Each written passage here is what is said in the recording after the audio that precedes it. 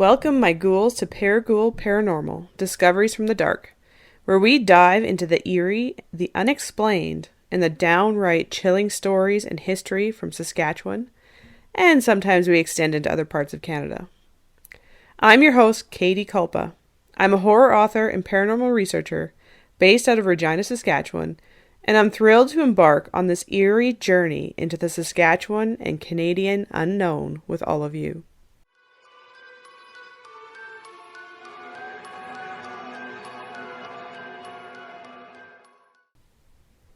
Today marks the beginning of something extraordinary for me.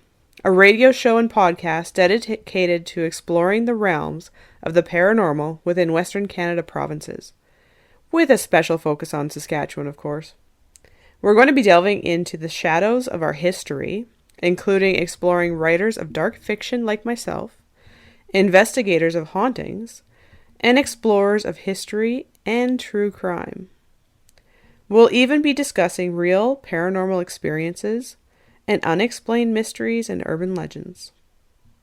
Although most of the episodes will be just you and me diving into the shadows together, periodically we will have guests join us to share their own personal adventures, research, and experiences.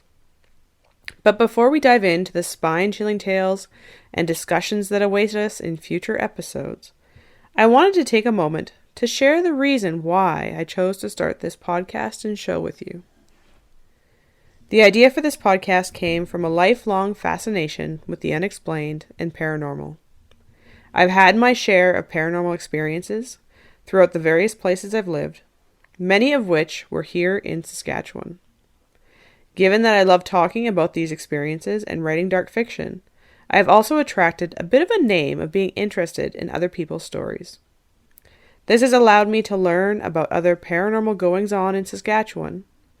I love hearing stories from my audience and those that I meet on tours of haunted locations, and I can't wait to keep experiencing and learning as we go deep into this show. However, I would say it all started with my growing up in a haunted house. If you've been following me at all on any of my social platforms, my YouTube, or any of my sites, then you'll know I grew up in a haunted house in Nipawin, Saskatchewan. If you don't know where Nipawin is, it's close to Prince Albert and Melfort, Tisdale, kind of that area. We have a lot of trees there, with lots of nearby lakes, and we aren't too far from the Manitoba border, which goes to the Paw. Now, I remember when I was very young, like probably 5-6 years old, I used to see a man walking around our house, but he wasn't fully there.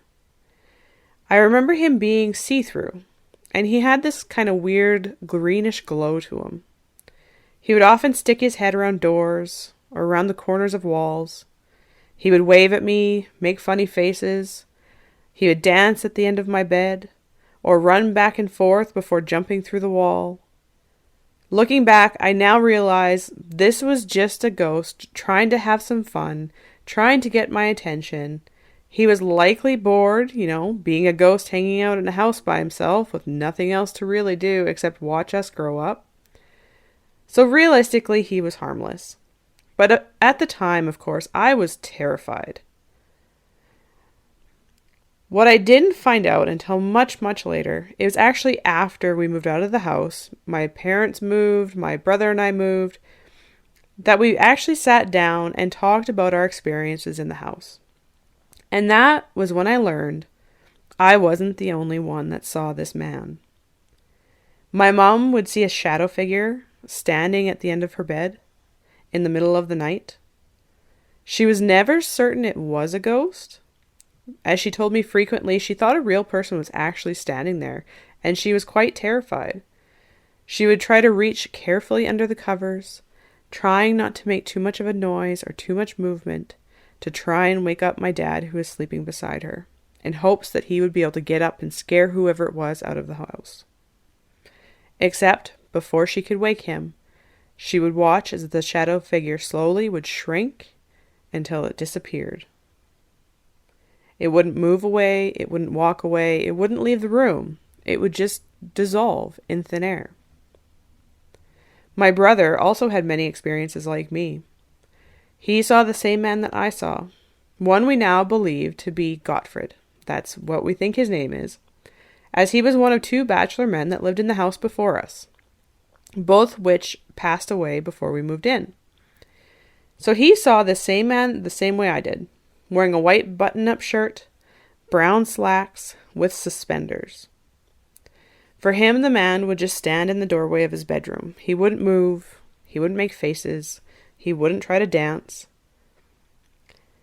But my brother would also hear footsteps that would move through our house at night. In particular, I remember him telling me about hearing someone walking around his bed. Now, back then, waterbeds were really popular, as I'm sure some of you will know. So he had a waterbed, but instead of having it on a proper frame, he had taken out the bottom part of the bed frame, and instead put it on the floor. So he had a waterbed on the floor. So he remembers very clearly being woken up to footsteps coming into his room, going around one side of his room, and then taking the long way to go around the other side of the room, stopping near his head, and then walking out of the room. So like somebody was pacing around his room. But he would never see who was making the footsteps. He would just hear the thump, thump, thump. I don't know what my brother heard beyond the footsteps, but I remember as I grew older, I didn't see the man as often, at least not as clearly. Instead, I would see shadows moving out of the corner of my eye. I would hear a tap, tap, tap on a window, even though I was on the second floor of the house, or on a mirror just outside of my room, or knocking on walls. I remember one night being terrified because I thought I heard someone in our kitchen in the middle of the night. We lived in one of those bi-level houses, so I could hear someone in our kitchen, kind of on the main floor, going into our dining room area where our telephone was. Now, if you're a lot younger than me, you won't really know which kind of telephone I'm talking about, but it was a telephone receiver or handle being picked up and then dropped onto the base again. It was that click. It was like someone was trying to pick it up but couldn't quite grip it. Then I heard them leave the dining area, come to our stairs, and come up to the level that I was sleeping on. Or maybe trying to sleep on was a better way of putting it. The footsteps would get closer and closer and closer until they stopped just outside of my bedroom door. Now, the way I had my bed back in those days, I couldn't see out into the hall clearly. I remember, though, I had a dresser with a mirror across the bedroom from me that was angled so I could see into the hallway. And I remembered trying to search the mirror for any indication of who was standing outside my door, because I thought for sure there was a real person standing outside my door. I wasn't sure if it was my brother trying to play a trick on me, or if it was a stranger in our house, but I thought for sure there was someone there. But all I could see outside of my door was this wall of black shadow. There was no shape, there was no anything else indicating that someone was actually there, but I could hear breathing, as if someone was breathing outside of my door. And then came the tap, tap, tap. It sounded like someone was tapping on the hallway mirror just outside of my bedroom door, because I was at the end of the hallway, and so the mirror was right outside my door. So that was a very terrifying experience for me, living in that house. And I'm sure I wasn't the only one. I even remember hearing growling coming from our basement. Because it was the split level, half of the basement was lower, but instead of creating another basement area, they just turned it into a crawl space with a dirt floor. And you know, that plastic that they put over top of dirt floors sometimes to prevent like things from crawling up from underneath. Because that was where our furnace was, but we also had the crawl space and a little cold room down there. So of course, again, it was a black wall, even in the middle of the day, because there was no windows down there. So I would hear things coming from underneath the crawl space, but I couldn't see into it. So I was terrified. I wasn't going to go in there and try and figure out who was down there. So those are some of my experiences growing up in a haunted house, at least the ones that I can remember really vividly. The surprising thing about this is that the house wasn't even that old. I believe it was built in the late 1960s, and my parents would have moved into it with us probably in the late 1980s, shortly after I was born. So for us moving in, the house was only 20 years old. So you wouldn't think that it would have all these ghosts running around in it already. As I've learned over the years, though, and have had more paranormal experiences and done tours and all of these things, is you just never know which house is going to be haunted. It's not necessarily the 100, 200-year-old homes. Sometimes they are really quiet. And sometimes it's the 10-year-old homes or the 20-year-old homes that are not. It seems that it all depends on the history of the house, the history of the land that the house was built on, or even just the people that had frequented the area or had lived in the house that just don't want to let go of their living world yet. As I said, we figured that the ghost was Gottfried. Gottfried in Nipawin had passed away in 1984.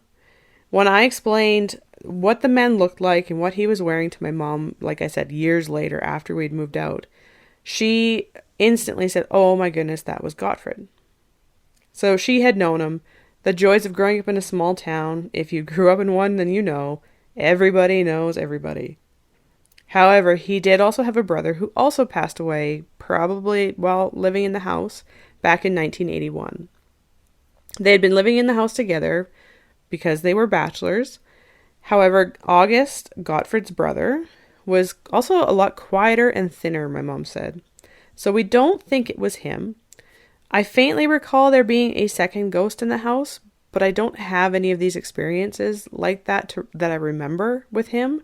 So maybe he was there and just kept to himself. I'm not sure. Now, had I known back then that it was Gottfried walking around the house, trying to get our attention, trying to have some fun, I likely would have felt much better about the entire experience. Instead, it took me quite a few years to get over the fear of seeing ghosts and hearing unexplained bumps in the night to get to where I am today, where I actually go looking for them. In fact, I think I've had a ghost living with me for nearly all of my life. Now, of course, it's been different ghosts. They seem to like me, so I've quickly developed a fascination with the paranormal. A fascination with trying to figure out what is it that makes those bumps in the night that we cannot see, and why are they still here? Even just in Nipawin, there's an unbelievable number of ghost stories that are from that small area alone. When I was in my teenage years, my friends and I used to go searching for the creepier, more unexplained areas of Nipawin and surrounding Nipawin. We would go searching for the ghosts of Nipawin, sort of thing. I remember one night we decided it would be a great idea to go late at night and drive down to the Nipawin Bridge. Sorry, the new Nipawin Bridge. I should say there are two bridges in Nipawin. One of them was always known as the old Nipawin Bridge, and one was always known as the new Nipawin Bridge. So in this particular case, we were going to the new Nipawin Bridge, which is the highway between Nipawin and White Fox. We decided we would go and try to see the ghost that supposedly haunts it. Apparently, he only comes out at night, and only if you're coming from the direction of White Fox towards Nipawin. He won't come out if you're going the other way. Yeah, a picky ghost. Go figure. And he only shows up in a portion of the bridge. And it was that particular portion that supposedly he had died while they were constructing the bridge. He was one of the workers. Now, no matter how many times we tried that night, or actually I think we did it a few nights, we never did see him, or at least I never did see him. So I'm not fully convinced that he's actually there. The old bridge, of course, also has many ghost stories. Unfortunately, that bridge is now closed to traffic because it became too costly or old to maintain. I'm not sure the exact story, but I do know you can no longer use it. However, it is also very haunted because it was a place that people used to go when they were, going through some really hard times. So it is an unfortunate haunted place. Then there is also supposedly a ghost that haunts one of the hotels of Nipawin. I won't share the name right now on here in case they don't want it known. unless I can convince them to let me go investigate it. That would be a lot of fun. But I have heard stories about a woman that was murdered nearby, sometimes still comes into the hotel lobby in the middle of the night. Or there have been reports of someone running up and down the hallways, but no one is actually there. Maybe one of these days I'll have to actually go back to my hometown and try to actually do some paranormal investigations again. This time with equipment so I can actually capture some of the experiences that we have, or that others have claimed to have, because I haven't had all of them myself. It is interesting how much of a little paranormal hotspot it really is, though. So if you've never been to Nipawin, I do recommend. It is a beautiful area. You can golf, you can fish. There's lots to do if you don't want to just look for ghosts. Anyway, as I grew older, I did seem to attract more ghosts in any building that I lived. It didn't seem to matter where I was. My poor roommates would always start out as non-believers and then move in with me, and always became believers while living with me. We would have cupboards slam shut when no one was in the kitchen. We would have doors slam when there was no window open. In one house, my roommates kept hearing a TV or people talking in our basement, but would go down to find that there was nobody there. I remember one roommate had bought me a SpongeBob doorbell stuffed animal, and it used to go off at the most random of times. At that time, I was living in an apartment, so it's a really small space. We were sitting in the living room watching TV. It was late at night, and suddenly you would hear SpongeBob start talking. So this toy had this button that was on like the end of a string that was attached to the SpongeBob toy, and you have to push the button, and then SpongeBob would start talking. I think the idea was you could put the button on the outside of the door and the SpongeBob on the inside of the door, so it's kind of like a doorbell. But yeah, it would frequently go off in the middle of the night, and we had no idea why. Even to this day, my husband and I both still see shadow figures. My husband has seen a woman in white in our house. We have things that will move, things that get lost, only to be found days later randomly in the middle of the floor. You just never know what kind of experience we're going to have in any given day. And we currently live in a house that's only 30 years old, so it's not even an old house, or an old area as far as I know. So, age of the building really doesn't matter. It's all about the experiences and the people that have lived in the house. And I'm a firm believer that some ghosts just like to revisit places that they commonly would have gone to while they were alive. I could likely do an entire episode on the ghosts that are here in Regina that I firmly believe just go around to different places that they used to like when they were alive whenever they feel like it. Maybe that will be a future episode too. As you can likely hear, I love talking about the paranormal and the unexplained experiences. Even a good alien or UFO story I will happily listen to. That is why I decided it was time to make a podcast about it. And here we are. I've been digging into local history and searching for people's paranormal stories across Saskatchewan. I'm amazed at how many of these stories aren't better known. Many choose to keep them to themselves until they talk to me, or others that are interested in the paranormal and open to the experiences. I should likely even try to write a book about all of these one day, but instead for now, I'm focusing on writing fiction. I should mention my debut novel will be coming out in September of this year. So if you're interested in reading horror fiction from a local Saskatchewan author, make sure you check out my website and social media for more information. Along with my adventures, which have included touring some of these haunted Saskatchewan locations and interviewing people with experiences, I've been meeting lots of people that are also interested in the paranormal. I've been meeting other people interested in the dark history of Western Canada, specifically diving into things like true crime from Saskatchewan's past. I didn't even realize some of the major mysteries we have in Saskatchewan, including some unsolved murders. It's fascinating learning about these things that seem to be brushed under the rug, not talked about, and I love digging into these mysteries and urban legends and things that nobody really mentions anymore. That has happened in the past in the Western Canada or Saskatchewan or even across Canada. So for these early episodes, we'll probably cover mostly Saskatchewan, just because that is where I'm located and that is where I've actually started doing some of my own tours and trying to get into some investigations and really starting to look at the ghosts and research who they are, or who they might be, I should say, and why they might be haunting the places that they haunt. But eventually I do plan to expand into Western Canada, especially once I start getting some funds and awareness that people actually invite me to locations. So if you're listening and you have a location in mind that I could check out that's within Western Canada provinces, definitely let me know wherever you're watching, or share with me on social media and tag me so that I know. I'll also be watching the ParaGhoul Paranormal hashtag on social media platforms, so you can always use that as well if you want me to check something out. And I could even look into adding stories from listeners. If there's an interest to submit your paranormal experiences, especially within Saskatchewan, let me know and I'll dig into how I can do that for future episodes. I love doing tours and interviewing those that have had experiences and talking about the history of a haunted location. That is something you can expect from me in this show. I like to dig into the history. I like to really get a sense of who was this ghost and why might they be still haunting this location. What is their story? We'll also talk about historical mysteries and urban legends.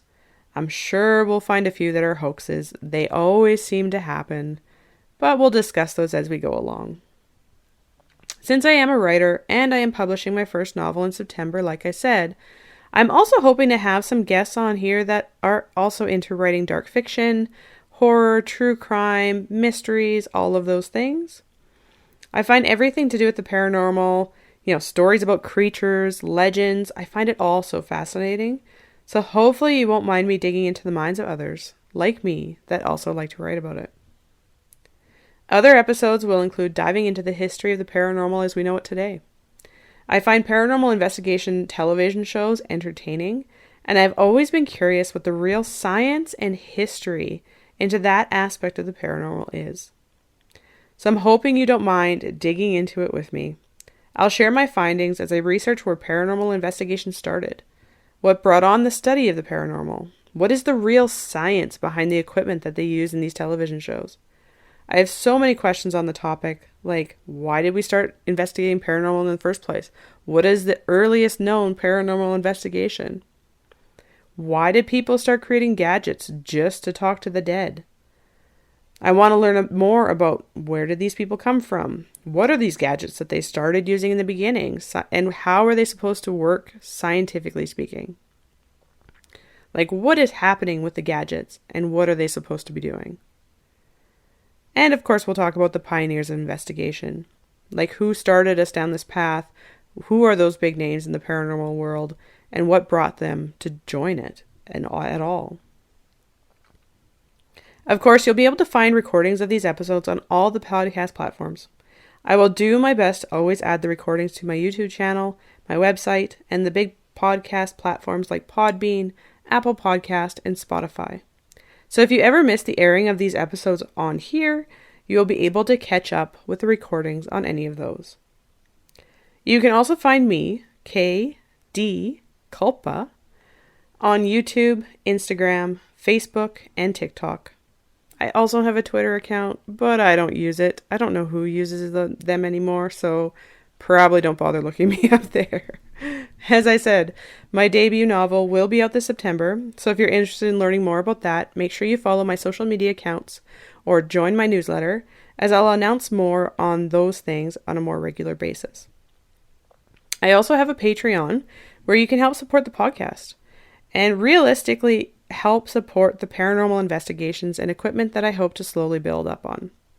Because I don't currently have a lot of equipment, and driving around to all of these locations does cost money, and sometimes, they require me to pay, I do have a Patreon to anyone that wants to help support this. In the Patreon, I'll also be going live once a month to answer any questions or just talk to anyone that's a member. I'll also let you know about upcoming guests and episodes in case you want to have questions answered during the show. Eventually, I'm sure there'll even be an option to buy ParaGhoul Paranormal merchandise. Wouldn't that be fun? Now, as I'm sure you can tell, I'll also be doing quite a bit of research into many of these different topics, whether it's research into the history of the locations or research into the paranormal investigation as a field or the gadgets. So all of that information I will likely also post into the Patreon or as blog articles on my website. So if you want to learn more about where I find my information or what kind of research I've dug up that goes longer than this, 30-minute show, then make sure you go check it out, because I'll definitely be posting stuff every single time that, I have extra information. I'll make sure to put it in the Patreon or somewhere, and I will make sure to announce it on my social media accounts. Now, before we sign off, I want to say thank you to everyone listening. I'm very excited to be starting this journey into the shadows with you, and I hope that we will be able to connect every week like this for years to come. Let me know if you want any specific location or story featured in the show, and I will do my best to add it to my lineup. Stay tuned for upcoming episodes where we'll uncover more secrets, unravel more mysteries, and delve deeper into the shadows. Until then, make sure you have your flashlights handy and your digital recorders ready. This is Katie Culpa signing off. Until next time, my ghouls.